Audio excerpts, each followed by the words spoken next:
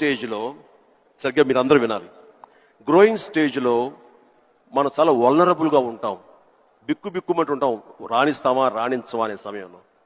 ఇలాంటి సమయంలో మనం ఎప్పుడు కూడాను పాజిటివ్ అట్మాస్ఫియర్ ఉన్న చోట మాత్రమే ఉండాలి. అది ఏర్పరచుకోవటం మన చేతుల్లో ఉంది.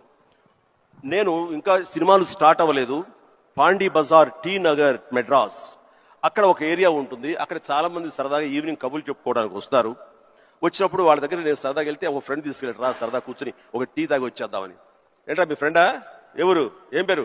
శివశంకర్ వరప్రసాద్ అండి. ఆహా, ఓకే. ఏంటి సినిమాలో వేషాలు వేద్దామనా? అవునండి. అబ్బో ఏ వేషాలు అంటే అవకాశం ఉంటే హీరోగా చేద్దామని. రే ఇట్లా రా, వీడు ఎంత అందంగా ఉన్నాడు చూడు, వాడు ఫోక్లోర్ ఫేస్, ఎంత చక్కటి ముక్కు ఎక్కువ, వాడికే దిక్కుద్ది వాడు లేదు, ఎప్పుడు హీరో అయిపోతాడట. అరే బాబు మేమంతా అదే పరిస్థితి రా, చాలే అన్నాడు. ఎందుకు హుషారుగా వెళ్ళిన వాడిని తిరిగి ఎంతో